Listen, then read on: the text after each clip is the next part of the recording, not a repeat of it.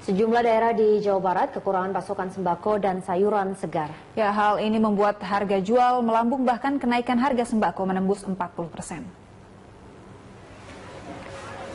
Hampir seluruh jenis sembako dan sayuran terpantau merangkak naik di Indramayu, Jawa Barat.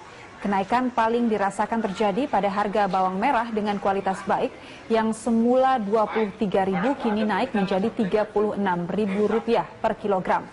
Sementara cabai merah naik dari Rp19.000 menjadi Rp29.000 per kilogram. Bawang putih dari harga Rp16.000 kini menjadi Rp20.000 per kilogram. Sejumlah harga kebutuhan pokok lainnya seperti minyak, telur ayam, dan gula pasir ikut mengalami kenaikan sebesar Rp2.000. Para pedagang memperkirakan kenaikan harga sembako ini akan terjadi juga pada kebutuhan lainnya dan akan semakin mahal mendekati bulan Ramadan.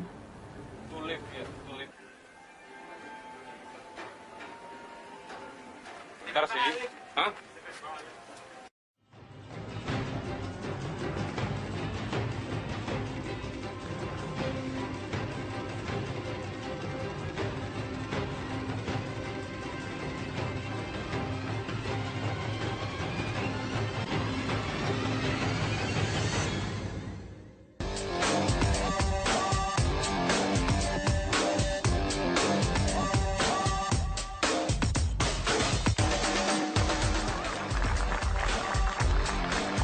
Hadirin dan pemirsa, dari Studio 3 Metro TV, selamat berjumpa dalam program Talk Show Forum Indonesia.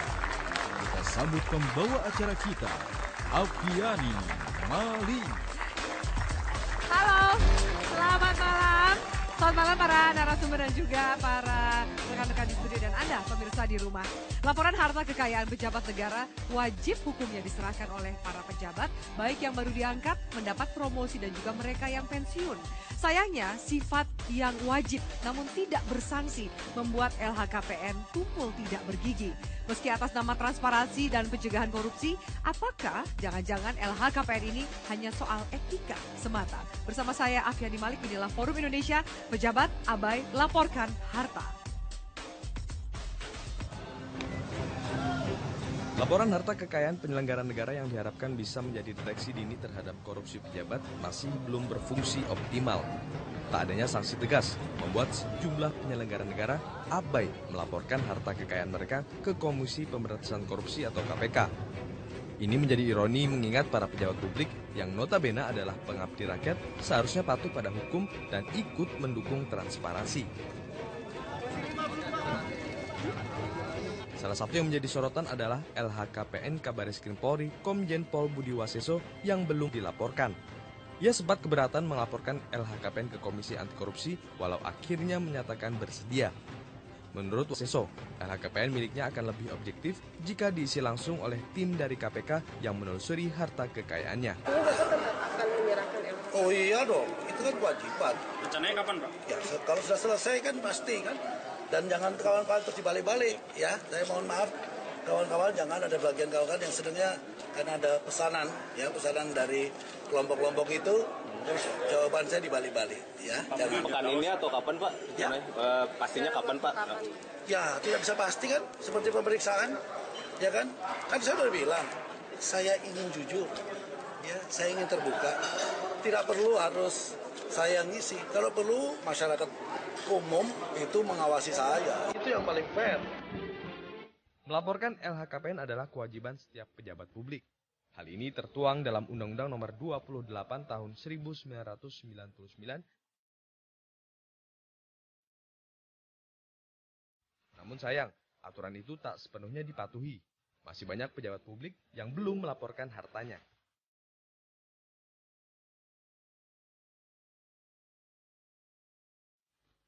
Laporan harta kekayaan penyelenggara negara adalah salah satu sarana untuk mewujudkan integritas para pejabat. Selain juga untuk membantu menciptakan tata kelola pemerintahan yang bersih dan mewujudkan negara yang bebas dari korupsi. Ya pemirsa, pejabat abai laporkan harta, itu yang akan kita bahas di Forum Indonesia pada malam hari ini. Langsung saya perkenalkan para narasumber yang sudah ada bersama saya di Studio 3 Metro TV. Pertama saya ucapkan selamat malam kepada Bang Neta Espare, selamat malam. Selamat malam. Perwakilan dari Indonesia Police Watch.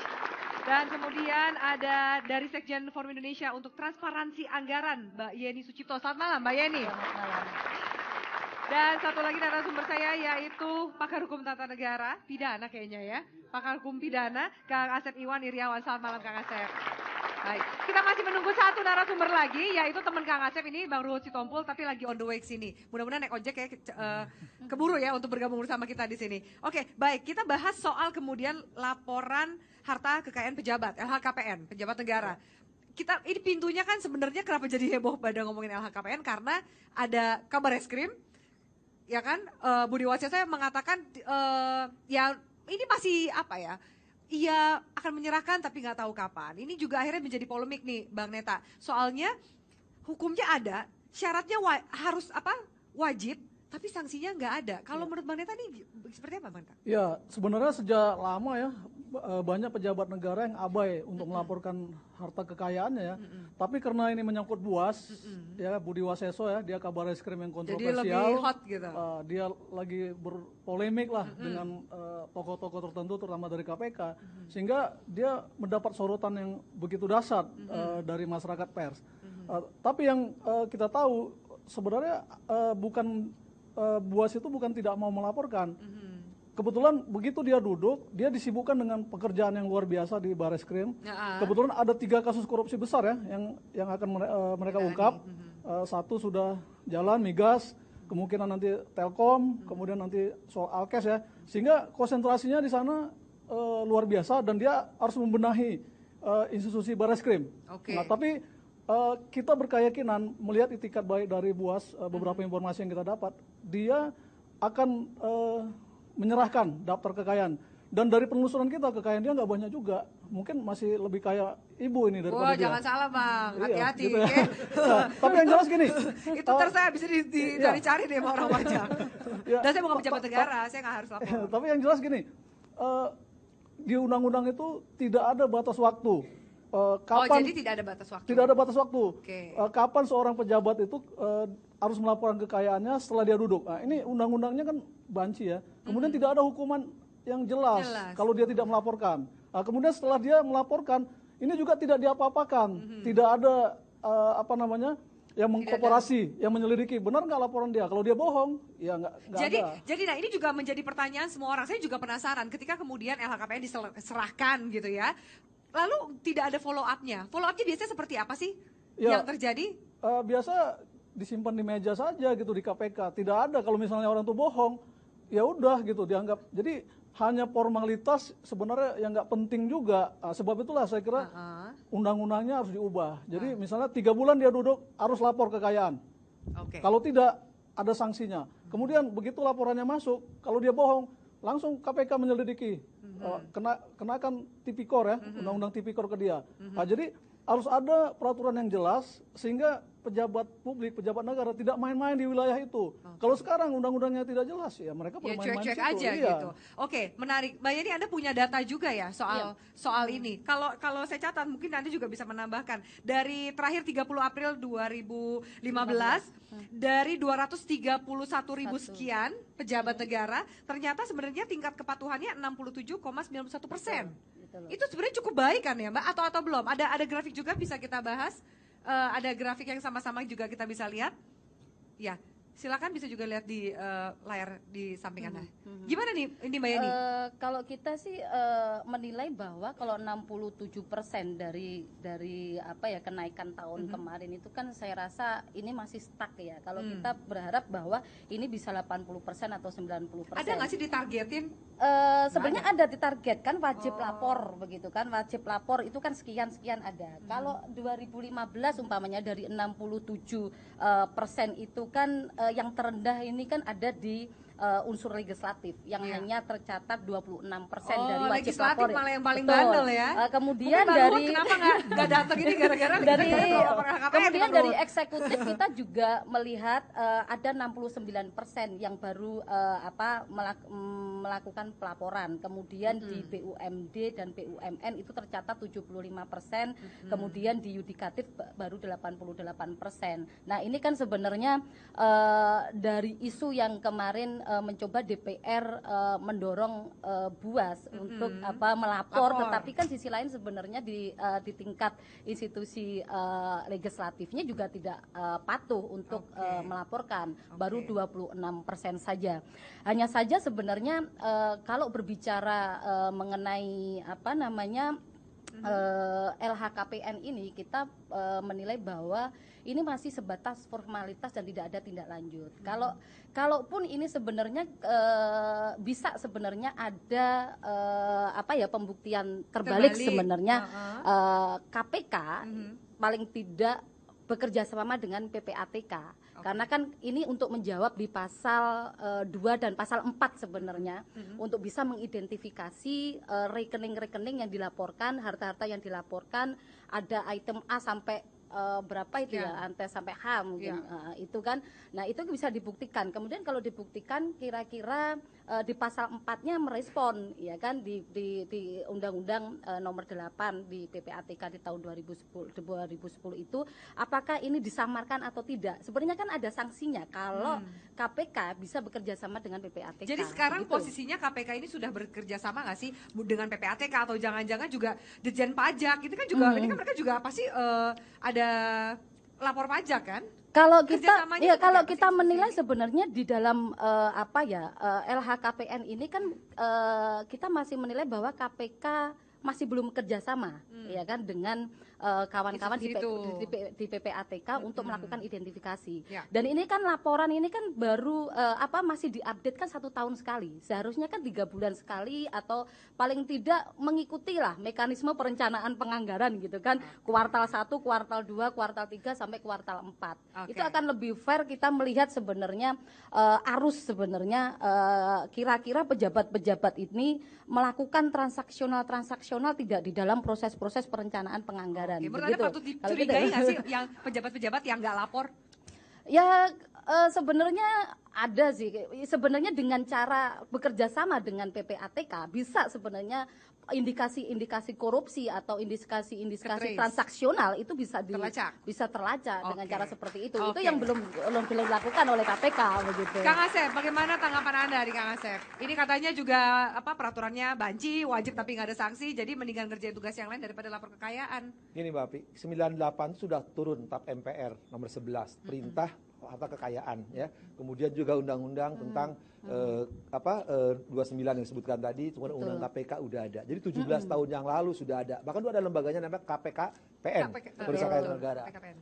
Karena tadi dikatakan Bang Pane, karena sanksinya nggak ada, ya nggak ada masalah. Akhirnya bagi orang pun melaporkan tidak melaporkan hanya administratif, gitu kan. Jadi seharusnya dari mengenai datanya Mbak Yeni itu harusnya dari 2000 itu sudah harus ada data, gitu kan. Tapi kan nyatanya udah 17 tahun, kalau kita punya anak udah jadi mahasiswa kayak begini kan. Tapi kenyataannya tidak ada yang melaporkan, sebagian hanya sekian persen. Nah, persoalannya karena apa? Tadi pembentukan undang-undangnya dia tidak ada keinginan, ketika dia ingin bersih, ingin apa, dia takut kena dirinya sendiri. Ketika dia bikin aturan. Kalau bersih mah nggak usah takut kena dirinya dong. Ya kan kita punya aturan. Kalau bersih, kenapa harus risih? Tapi kan masalahnya sekarang tadi, misalkan ada karena sibuk, ada alasan lain, banyak alasan. Sanksi yang tidak jelas. Tahu lagi, lo nggak ada sanksi, ngapain saya laporkan? Padahal minimal 3 undang-undang telah mengatur. Persoalannya bukan di situ. Dari tahun 2000 sekarang ada orang yang melaporkan kekayaan sampai sekarang tidak pernah ada satupun yang kena tindak pidana karena salah melaporkan kekayaan. Karena tadi betul dikatakan karena delik pidananya untuk menjerat pejabat yang tidak melaporkan atau melaporkan tidak ada. Atau kemudian bisa toleransi seperti kata Bang Neta tadi, ya harta kekayaannya juga tidak banyak, jadi tidak perlu khawatir. Malah bilang katanya duit saya lebih banyak. Gini, Mbak, kita sederhana berpikir. Yang melaporkan kalau salah tadi Mbak ini dipidanakan. Yang meninggal melaporkan karena nggak datanya. Akhirnya berpikir itu karena apa? Karena undang-undangnya tidak jelas. Yang bikin undang-undang itu tidak jelas, tidak tegas, tidak tuntas. Karena apa? Karena semuanya ada urusan kertas. Oke, semua urusan kertas. Menarik. Bagaimana kemudian, ini juga menarik ketika kita akan bahas tanggapan dari Budi Waseso yang mengatakan jangan untuk masalah objektivitas. Kalau gitu jemput bola dong. Pihak KPK sendiri yang kemudian menelusuri harta kekayaan. Apakah itu bisa dilakukan? Kita lanjutkan sesaat lagi. Tetaplah di Forum Indonesia.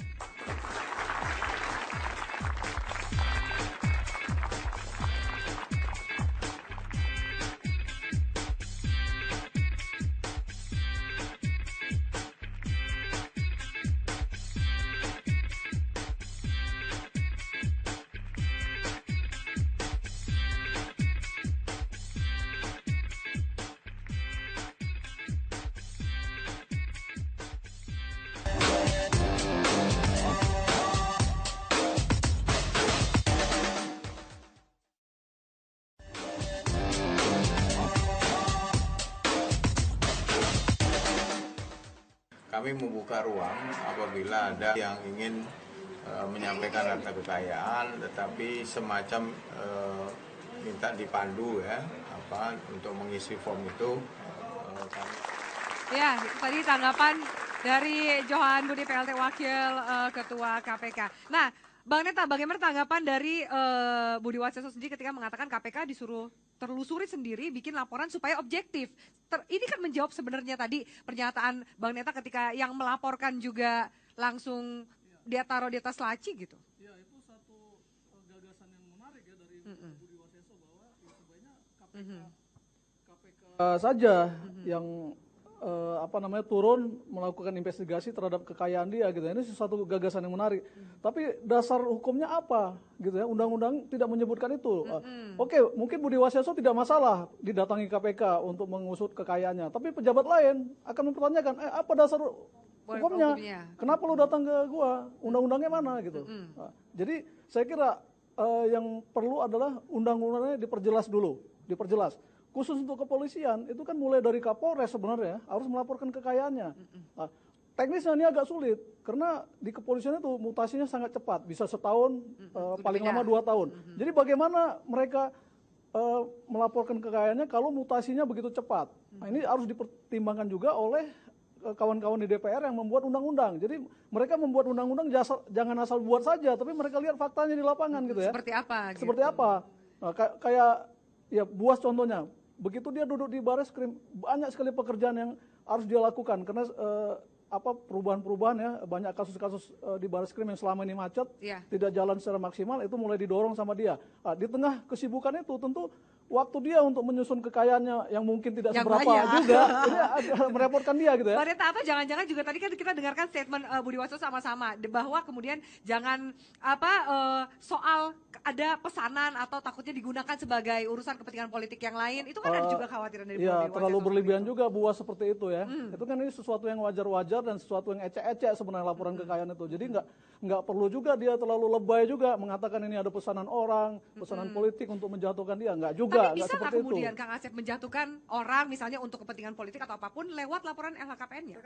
Silakan dibaca. Tadi tahun 2000 orang melaporkan ke KPKPN, tidak hanya KPK, tidak pernah ada jatuh gara-gara harta kekayaan. Cuma tadi hanya dipermalukan bahwa dia pejabat tidak melaporkan. Hanya itu sanksinya etik gitu kan. Tapi yang menarik apa tadi Pak Pane katakan, sebenarnya bisa KPKPN dulu ketika melaporkan langsung diperiksa, KPKPN-nya datang ke lapangan. Cuman masalahnya apa? Sekarang pejabat kan harus melaporkan semua. Apakah sekarang KPK bisa ngurusin itu? Itu juga permasalahan. Bagaimana teknis itu? Tapi sebenarnya ada salah satu cara emang selama ini mungkin tidak hanya pejabat negara yang saya katakan kan. Ketika orang melaporkan tiap tahun LP2P, pajak itu kan hampir sama. Kekayaannya berapa, dari mana, deposito bunga dari berapa, itu setidaknya sebagai sandingannya. Ketika tiap tahun kan wajib, kalau enggak NPWP-nya bisa dicabut kan. Nah, saya kira itu juga setidaknya bisa untuk menolong. Karena kalau melaporkan, saya ingat kali, tahun 2000 itu kan sepatu dilaporkan, kacamata dilaporkan, cincin dilaporkan. Itu kan banyak. Betul kata Budi Waseso, misalkan kalau rinciannya terlalu banyak. Kalau nggak dilaporkan sepatu, bisa jadi masalah karena ada sesuatu yang tidak dilaporkan. Ini juga memang butuh waktu. Karena itu sebenarnya betul bahwa sekarang perlu peraturan memang yang entah peraturan pelaksananya atau di undang-undangnya lebih tepat, teknis, mekanisme, bentuk, cara dan waktu terus dirinci. Berarti itu muaranya ke Komisi 3 dong? Ya Komisi 3, tapi masalahnya Komisi 3 nah tadi kita kan tahu. Sebenarnya ada alternatif juga. Oke, kita nggak usah repot-repot pakai LKPN ya. Mungkin dari laporan pajak. Laporan pajak. Artinya orang pajak harus mulai progresif. Begitu ada seorang pejabat yang tidak melaporkan pajaknya secara benar, mereka harus memproses. Mereka punya wewenang untuk memproses itu. Ini kejahatan pajak. Tapi persoalannya apakah pejabat pajak berani? Sampai hari ini sudah begitu lama Indonesia merdeka, belum satu pun kita melihat ada pejabat yang diusut aparatur pajak melakukan kejahatan pajak. Belum ada. Ini kan ironis. Jadi seolah-olah pejabat kita itu pajaknya bersih semua. Baik semua, wajar semua. Kantor pajak, ketika pajak orang pajaknya minta malah. Tapi kalau kita sih menilai bukan hanya di sektor pajak ya yang harus dilaporkan, karena ini berkaitan dengan soal integritas begitu kan. Karena ini pejabat publik. Ini soal trust dan distrust. Iya, betul. Karena ini kan elit-elit politik ini kan berhadapan pada hutan rimba, ya kan, belantara, terutama di elit-elit politik yang berhadapan dengan proses-proses perencanaan dan penganggaran. Karena kita tahu umpamanya, saya contohkan di BUMN umpamanya. BUMN itu ada 2.000 kasus gitu kan, 2.000 kasus yang ditemukan. Ada potensi korupsi di situ 125 triliun, baru dikembalikan 5,3 triliun. Tetapi kan tidak ada identifikasi lebih dalam, kira-kira di direksi, komisaris, kemudian sampai ke Kementerian BUMN diidentifikasi per 3 bulan, kemudian per 6 bulan, 1 tahun. Sebenarnya seperti apa update informasi mengenai rekening yang dimiliki atau harta yang dimilikinya, itu kan penting sebenarnya. Karena apa? Karena kita tidak berkeinginan bahwa mereka menjadi mafia-mafia di dalam pembajakan di APBN. Atau kita tidak menginginkan rentang seperti itu. waktunya yang terlalu pendek ketika kemudian mereka juga harus ada tugas yang harus dilaksanakan, atau 3 bulan itu terlalu. Saya rasa ini bukan berkaitan dengan tugas dan wewenang yang melekat. Ini soal tanggung jawab, soal integritas yang harus yang harus dipertanggungjawabkan. Ini soal akuntabilitas yang kemudian digaungkan sejak dahulu. Jadi alasan tadi Bang Neta untuk kemudian soal akuntabilitas gitu. Karena saya rasa ini bukan menjadi alasan klasik bahwa beliau berhadapan dengan kerja-kerja yang harus diselesaikan, tetapi ini berbicara mengenai transparansi dan akuntabilitas yang dibangun, terutama Buas adalah salah satu pejabat di pemerintahannya Jokowi yang dimana mencoba untuk mengedepankan transparansi dan akuntabilitas. Mungkin itu yang seharusnya dikedepankan, begitu. Yang gini, justru kalau pejabat negara atau pegawai negeri itu gampang karena keperbendaharaan ada daftar gajinya gitu. Yang kata Mbak Yeni, orang-orang di BUMN sekarang, para direksinya, para komisarisnya dapat keuntungan kutantimnya dari perusahaan, itu yang tidak jelas, yang susah. Pertanyaan saya, kenapa sih yang dikejar-kejar sekarang penegak hukum, kemudian orang-orang tanda petik selebritis, padahal ada orang-orang yang mendapatkan uang lebih banyak yang menurut kekayaan negara, tadi misalkan BUMN, yang kita susah datanya susah karena mereka jualan seperti perusahaan negara dijualan. Itu lebih banyak. Apa kemudian menjadi tantangan atau permasalahan yang menurut kembali ke regulasi tadi. Jadi seolah sekarang kenapa harus diarahkan penegak hukum atau pegawai negeri? Gampang. Karena kekayaannya dari Departemen Keuangan, daftar gajinya gampang. Kalau dapat lebih gratifikasi. Dia kena korupsi. Itu gampang. Tapi BUMN, BUMD ya, itu lebih parah lagi sebenarnya. Itu harus dicari karena kekayaannya sambungan. Jadi selama ini BUMN tidak pernah dijamah begitu loh. Potensi-potensi kasus korupsi yang ada itu tidak pernah ditindaklanjuti. Makanya kita kepingin bahwa ini ada kerjasama KPK dengan PPATK untuk bisa menelusuri begitu. Bukan hanya pada persoalan pajak begitu loh, tetapi identifikasi harta yang dimiliki beliau. Tadi menarik beliau juga soal kemudian integritas, soal macam-macam itu gimana Bang Neta? Ya, kalau soal tugas mah itu alasan klasik katanya. Ya, integritas, transparansi segala macam. Kalau itu dasar hukumnya nggak jelas, orang saya kira gampang mengabaikan. Tidak ada batas waktu, ya nantilah menjelang pensiun saya laporkan. Bisa saja kan, karena nggak ada batas waktu. Tidak ada koridor undang-undang yang mengikat mereka. Jadi kalau kita bicara transparansi, bicara integritas, itu harus diikat dengan aturan yang benar-benar strict gitu ya. Jadi jangan seperti sekarang ini kan di negara ini semuanya serba kepura-puraan. Serba nggak jelas. Palsu, ijazah palsu. Jadi kalangan DPR bikin undang-undang. Tapi mereka lebih berorientasi kepada diri mereka bagaimana mereka bisa selamat dengan undang-undang itu. Mereka tidak tersentuh. Ini kan ironis. Jadi saya kira bicara transparansi, integritas, ya harus ada koridor undang-undang yang mengikat itu sehingga orang tidak bisa lari dari situ. Sanksinya jelas. Reward and punishment-nya ada. Jadi gini, kalau dalam di undang-undang belum selesai nih. Kalau di dalam undang-undang kemudian ditegaskan dalam tempo 3 bulan dia setelah duduk dari jabatannya tidak melaporkan kekayaannya, copot dari jabatannya. Itu baru seru. Bisa nggak kemudian seperti itu? Karena menarik, saya menyambung dulu sedikit. Di Hakim Agung, untuk menjadi Hakim Agung itu LHKPN adalah syarat administratif wajib. Kemudian untuk LP2P, laporan pajak pribadi, LP2P ini menjadi salah satu syarat kenaikan pangkat untuk PNS. Tapi kan untuk kemudian pejabat negara yang lain kan tidak ada untuk itu kemudian sebagai syarat kenaikan pangkat mereka. Saya kira itu bisa diadopsi. Kan sudah ada ya. Jadi bisa diadopsi. Ya saya kira kalangan DPR harus memikirkan itu untuk membuat satu perangkat hukum soal itu. Kemudian setelah dilaporkan apa gitu? Follow up-nya. Jangan juga dilaporkan kayak dilempar ke langit kemudian nggak jelas juga buat apa gitu. Itu jadi Oke. Ketika dilaporkan kan dimasukkan lembaran Sebentar, negara. Kang Asep. Ya. Ya. Jadikan lembaran negara itu rugi-rugi negara masukkan lembaran negara bertubuh-tubuh, tapi tidak ada tindak lanjut ketika orang itu melanggar, misalkan ketika orang kan laporkan jadi lembaran negara sekian, tahun sekian berubah, tapi nggak ada sanksi. Karena itu betul. Ketika orang melaporkan berapa jumlahnya, berapa kenaikannya, baik sebelum sesudahnya harus ada aturan yang terinci. Nah selama ini betul, misalkan di beberapa instansi tertentu, ketika orang mau naik pangkat, ketika Itu orang mau jadi jabatan, syarat. jadi syarat. Kalau tidak melaporkan LHKPN dia kena sanksi, LP2P dia kena sanksi. Nah itu saya kira betul. Itu Bisa harus diadopsi itu. diadopsi menjadi norma undang-undang yang mengatur undang-undang LHKPN misalkan. Oke, Iya, jadi baik. Ayo Mbak masih Neta. bisa, masih bisa. Baik, Mas, sebentar, Mbak Yani dari tadi mau ngomong, silakan Mbak Yani. Terima Terus baru kasih. kembali lagi.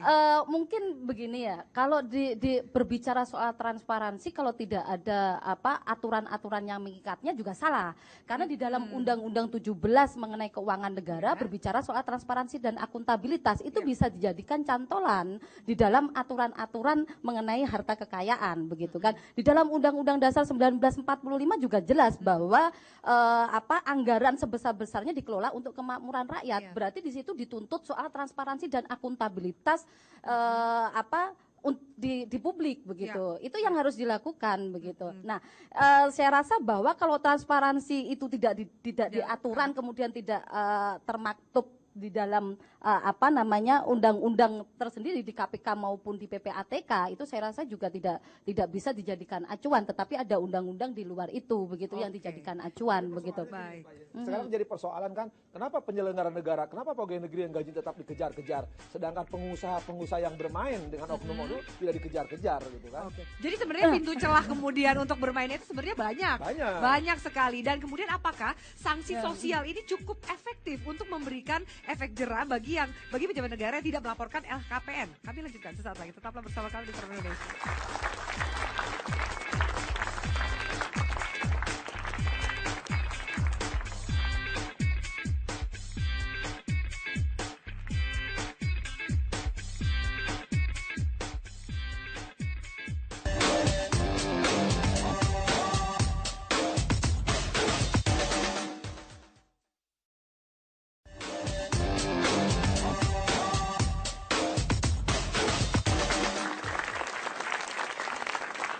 Ya, baik pemirsa. Terima kasih Anda masih bersama kami di Forum Indonesia. Ada kemudian dua rekan saya yang ingin mengutarakan pendapat mereka atau mungkin jangan-jangan pertanyaan juga ya.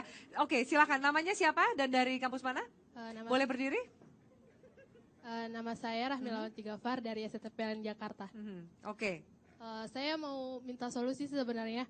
Mengingat permasalahan tadi itu, apa sih solusi terbaik yang bisa kita berikan? Apakah dari pejabat itu sendiri kita beri sanksi atau diturunkan dari jabatannya?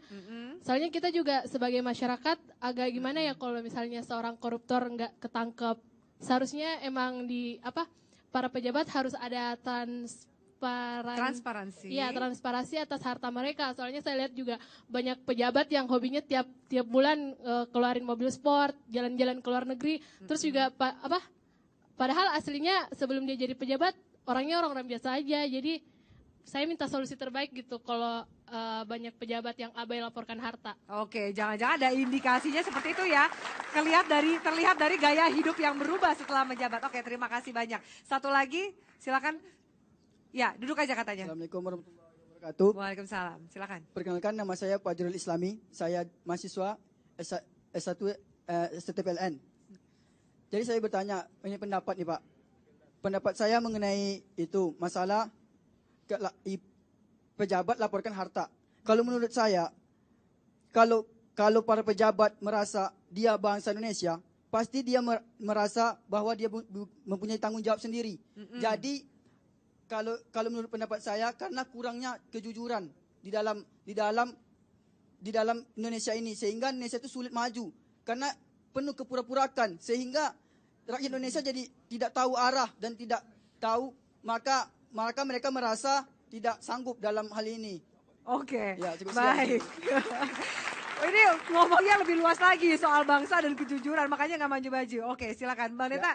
Kang Asep mau menanggapi, Pak dosen, silakan. Saya pikir memang kewajiban, kan udah tetap MPR di undang-undang ada kewajiban pejabat untuk melaporkan harta kekayaan, artinya itu wajib gitu. Tapi di lain pihak juga, ketika tadi kita katakan relugasi peraturan perundang-undangan tidak jelas, dimanfaatkan oleh pejabat-pejabat tertentu. Tapi kita juga nggak boleh seujun. Ketika ada pejabat-pejabat kayak mobil sport, istri 5, nggak ada masalah. Sepanjang emang dia memang Kalau istri 5 lapor LKPN juga sih, Bang. Kalau dia kan banyak yang isinya 7, 8. Ya.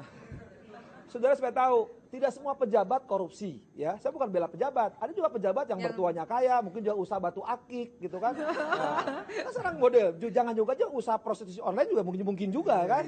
Nah, jadi kita jangan sudah tidak hasil dari korupsi, satu itu. Kedua, nah, arah kita jelas. Selama pejabat memang tidak berkhianat karena amanat rakyat, sekali lagi ada batasan, ada koridor undang-undang. Selama undang-undang tidak mengatur, jangan harap negeri ini selamat. Karena apa? Sanksi di undang-undang. Kalau nggak ada undang-undang, mau ngapain? Ini menarik soal regulasi dan undang-undang. Kita punya grafiknya supaya juga mungkin pemirsa di rumah dan juga teman-teman ada bayangan sebenarnya undang-undangnya apa saja sih dan regulasinya apa sih yang mengatur. Produser boleh kita tampilkan soal grafik undang-undang kita? Iya. Oh, kecil sekali ya. Ini soal penyelenggaraan negara. Oke, ini sambil menunggu kemudian. Nah, undang-undangnya berarti ini, kalau semua bicara soal hukumnya wajib tapi nggak ada sanksi. Berarti kan ujungnya ke yang membuat undang-undang dong, Kang Asep ya? Ya, saya bilang tadi kan ketika membuat undang-undang 98 supaya pejabat bersih dari KKN ya, dan mereka wajib melaporkan harta kekayaannya. Pertanyaannya, setiap undang-undang selalu diakhiri dengan sanksi pidana. Ketika buat ini tidak ada sanksi pidana. Aturannya dari mana mereka buat undang-undang? Pertanyaannya, kepada para pembuat undang-undang itu niatnya ikhlas, mau nggak memperbaiki negeri ini? Atau cuma basa-basi biar kelihatan melaporkan, hanya wajib, tapi tidak itu sunnah. Sunnah. Oke, baik. Bang Neta, tanggapan Anda sejauh mana ketika sanksinya, sebelumnya kita bahas, sanksinya adalah paling cuman stigma dari masyarakat, soal etika aja seperti itu. Apakah itu cukup efektif? Sanksi sosial itu kadang-kadang dijadikan oleh pejabat itu sebagai satu ajang untuk menampilkan dia sebagai selebritas, gitu. Kita lihat koruptor ketika diperiksa di KPK dia gagah-gagahan masuk TV seolah-olah dia jadi selebritas baru kan gitu ya. Jadi sanksi sosial itu sangat tidak ngaruh, sangat tidak efektif ya. Jadi memang harus ada sanksi yang hukum yang tegas. Jadi tadi dari mahasiswa nanya apa solusinya ya? Ya dia juga gemes kayaknya pejabat negara jadi yang kemudian nggak laporin harta kekayaan. Kita tidak bisa berharap banyak kepada DPR, tapi presiden sebagai kepala negara dia punya hak, punya wewenang juga untuk mengusulkan undang-undang yang benar-benar tegas gitu ya. Itu yang harus dilakukan. Jadi, tapi Bang Neta sebentar ya, saya ingat bahwa Inpres, ada loh Inpres nomor 7 2015 soal aksi pencegahan dan pemberantasan korupsi. Ternyata ini lemah karena juga di Inpres itu nggak ada sanksinya, Bang Neta. Iya, itu. Ini kan banci juga gitu ya. Jadi ini semuanya banci juga ya, nggak ada banding sanksi. Gimana mau maju, benar kata tadi rekan mahasiswa ini. Negara ece-ece, mereka ngurus negara ini nggak benar gitu. Jadi ketika presiden mengatakan revolusi mental, ini dulu dia benahi semua sistem undang-undang yang nggak jelas, yang banci, dia benahi. Jadi yang paling ironis kan gini ya, kita mengamati di kepolisian, banyak mantan-mantan Kapolri, ketika mereka lengser dari jabatannya, melaporkan harta kekayaannya, dan jumlahnya penambahannya luar biasa. Dan tidak ada upaya dari KPK atau siapapun untuk mengusut dari mana penambahan kekayaannya. Padahal dia sudah laporkan nih. Dan dibandingkan sebelum dia menjabat, ketika dia sudah menjabat, itu kekayaannya luar biasa. Itu sudah ada faktanya, ada datanya. Tapi tidak ada keinginan untuk mengusut itu. Ini kan aneh gitu ya. Padahal seharusnya kan KPK harus mengusut dong. Tidak ada keinginan karena juga tidak ada payung hukum yang tadi Mbak Yeni katakan, atau tidak ada goodwill juga untuk mengusut. Betul, sebenarnya kalau melihat apa ya list dari undang-undang yang ada ini kan hanya sebatas komitmen begitu kan, komitmen untuk melakukan untuk mendorong adanya integritas, untuk akuntabilitas terhadap publik. Tetapi memang tidak ada sanksi begitu kan. Tetapi kita berkeinginan bahwa satu-satunya lembaga yang bisa mengusulkan undang-undang di lembaga DPR begitu kan, kita berkeinginan bahwa ini cukup paling tidak direvisi. Kalau tidak masuk di prolegnas ini begitu dari 36 paling tidak tahun depan itu perlu dimasukkan di dalam prolegnas karena kita tahu ini penting ya kan, karena ini juga akan merespon sebenarnya revolusi mental yang tadi disampaikan. Revolusi mental menjadi bagian dari visi misinya Jokowi. Sebaiknya ini menjadi usulan inisiatif di dalam prolegnas di tahun 2016. Anda yakin nggak ini masuk kalau ketika Anda bilang penting, orang kemudian nggak ada sanksinya, peraturannya banjir, Inpresnya juga nggak ada sanksinya ya, juga. Makanya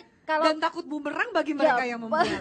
Makanya kan kita berbicara bahwa ini akan mengenai persoalan mendorong transparansi dan akuntabilitas. Transparansi dan akuntabilitas. Lagi-lagi mengedepankan soal integritas gitu kan. Kalau cukup punya komitmen, saya rasa tahun 2016 bisa masuk prolegnas begitu. Kalau 36 ini bisa diselesaikan undang-undangnya begitu kan. Ini kan juga berkaitan ya. Saya tetap beracuan pada persoalan APBN. Lagi-lagi bahwa kalau ini tidak secepatnya dibahas begitu, ini juga berimplikasi pada APBN yang menjadi bancakan oleh elit-elit politik begitu. Lagi-lagi kan persoalannya kan di situ begitu.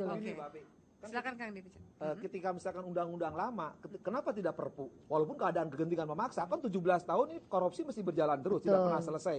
Kalau ada etikat baik daripada presiden, bikin perpu aja.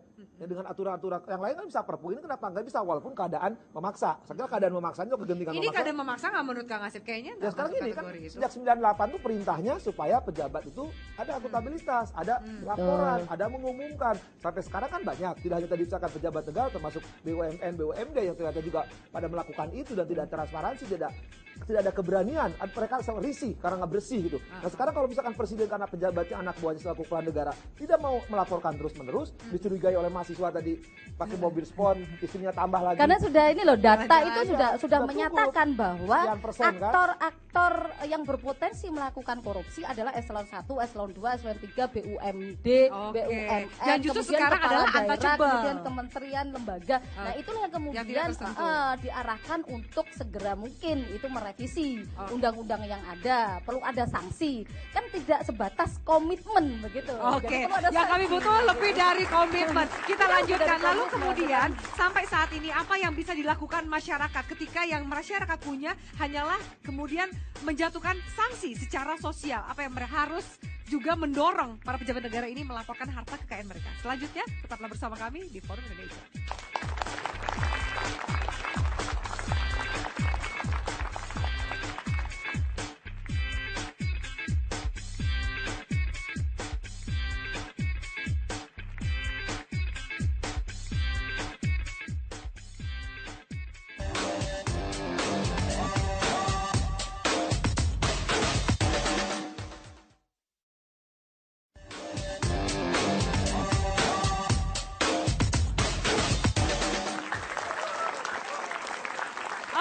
Masih kita lanjutkan pemirsa di Forum Indonesia. Ketika ini masyarakat kasihan, ketika yang masyarakat punya hanyalah amunisi untuk memberikan efek jera atau juga mendorong pejabat negara melaporkan harta kekayaannya adalah sanksi sosial. Apa yang harus dilakukan? Mungkin dari Bang Neta juga sekalian closing statement Bang Neta. Ya, memang kasihan masyarakat kita ya.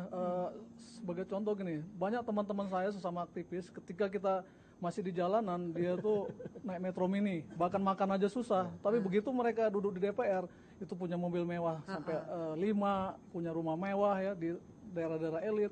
Dalam waktu tidak sampai 1 tahun gitu ya. Ini luar biasa gitu. Jadi kalau situasinya seperti itu, kita mau bicara sanksi sosial seperti apa gitu ya. Malah mereka bangga. Kita bisa hitung lah gaji mereka sebagai anggota DPR sampai kiamat juga nggak bakal bisa beli itu, tidak akan terbeli. Tapi mereka bangga, bahkan mengatakan ini hasil perjuangan saya gitu. Nah, terus sanksi sosial apa yang mau diberikan oleh masyarakat?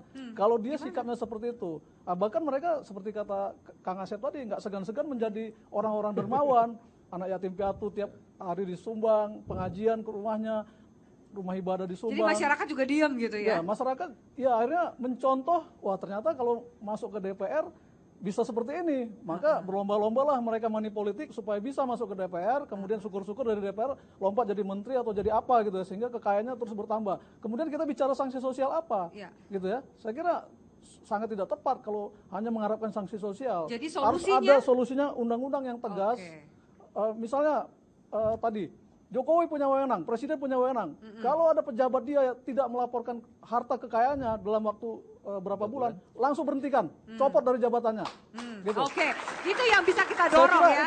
Karena sanksi sosial itu sebenarnya sudah tidak ampuh. Solusi yang pragmatis sambil kita menunggu undang-undang. Jokowi punya wewenang, copot jabatannya, pejabat itu berarti tidak patuh kepada transparansi, dicopot dari jabatannya. Baik, menarik sekali. Terima kasih Mbak Neta. Kalau dari Mbak Yeni bagaimana? Kalau kita sih berharap ada sanksi sosial plus ada aturan yang mengatur itu dengan apa ya dengan tepat begitu kan.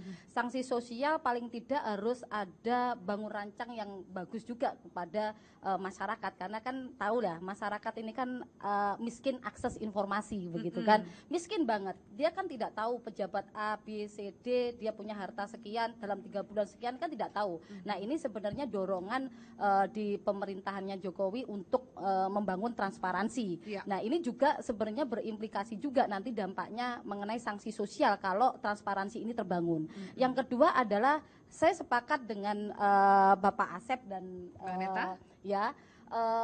mengenai apa undang-undang yang harus dipertegas begitu kan. Saya kira bahwa baik itu Perpu maupun undang-undang yang direvisi dalam bentuk apapun itu akan memberikan sanksi tegas kepada pejabat-pejabat yang tidak melaporkan harta kekayaan itu, karena ini juga apa ya bagian dari akuntabilitas pada publik, dan ini juga bagian dari kepercayaan publik terhadap pejabat-pejabat di negara kita. Oke, soal kesinergian dari lembaga-lembaga tadi Anda katakan juga harus ada PPATK yang ikut bergabung. Itu seperti apa? Langkahnya dimulai dari mana? Nah, kalau kita berharap sebenarnya KPK, saya rasa ini kan KPK akan baru ya dipilih oleh pansel.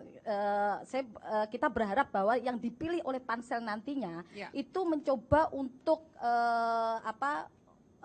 melakukan pijakan awal lah untuk bisa memperbaiki ini, terutama di persoalan laporan hasil persoalan harta kekayaan ini. Saya rasa pansel ini cukup jeli lah untuk bisa memilih orang-orang yang akan duduk menjadi pimpinan KPK dan mulai mensinergikan dengan kerja-kerjanya di PPATK untuk melakukan identifikasi mengenai harta kekayaan. Itu penting. Oke, baik. Sebelum saya ke Kang Asep, Bang Neta, Anda mau menambahkan juga soal pansel cukup? Cukup. Oke, baik. Kang Asep silakan. Ya, sekarang budaya kita kan budaya paternalistik. Masyarakatnya permisif, masif. Jadi kita di samping butuh dari undang-undang sanksi pidana atau sanksi sosial, apa yang sudah dilakukan? Suri toladan dari pemimpin. Dari mulai presidennya, menterinya, eksekutifnya, legislatif, yudikatif. Jangan main kutip aja mereka.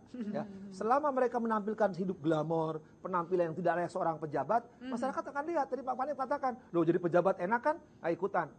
Selama suri toladan tidak keinginan mau daripada presidennya, pemimpinan DPR-nya, pimpinan yudikatifnya, ayo kita hidup sederhana, dalam arti sederhana dalam arti wajar, sesuai jabatannya, sesuai pendapatannya. Tapi kalau memang dia kaya, nggak ada masalah, dia punya mobil sport atau apapun juga. Sekali lagi, karena dia pejabat, perlu ditiru. Ada kearifan lokal di mana istilahnya gini, seorang pemimpin tuh jadi kepalanya. Kalau kepalanya busuk, pasti bawahnya busuk. Karenanya itu saya bilang sekali lagi, suri toladan, keinginan daripada pemimpin untuk memulai. Kita punya masa lalu, sudahlah masa lalu. Tapi Bang, bagaimana membangun awareness atau kesadaran itu dari pemimpinnya sendiri sampai ke masyarakatnya? Nah, sekarang ini kan 98 itu kan judulnya cuma 3. Anti KKN kan, korupsi, kolusi, nepotisme.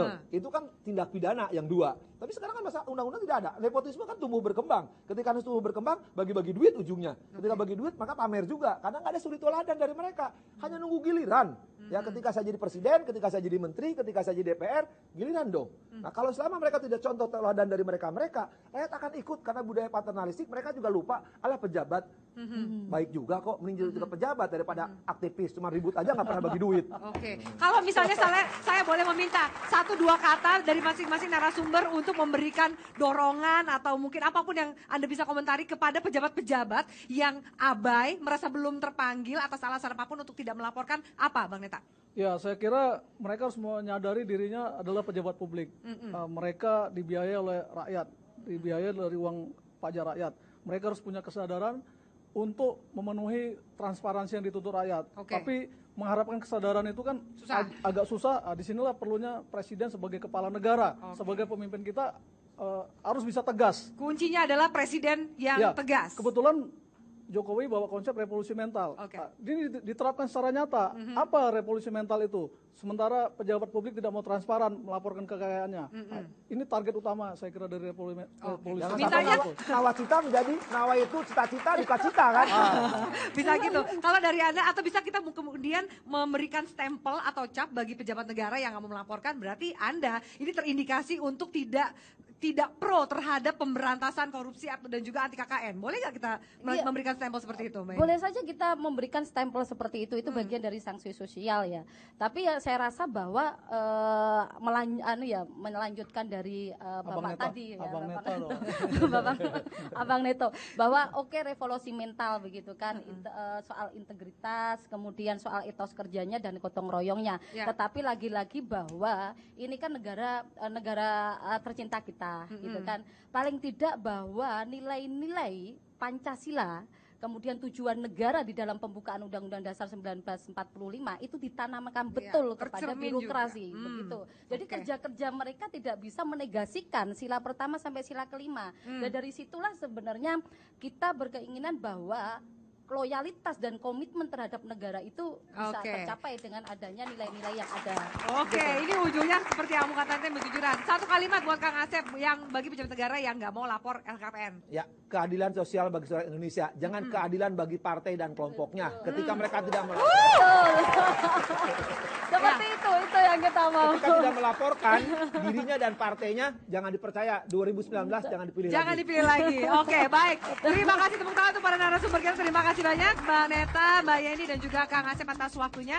Pemirsa, para pejabat negara sudah sepantasnya sadar bahwa melaporkan LHKPN adalah sebuah kewajiban yang walau belum ada sanksinya tetap harus dipatuhi.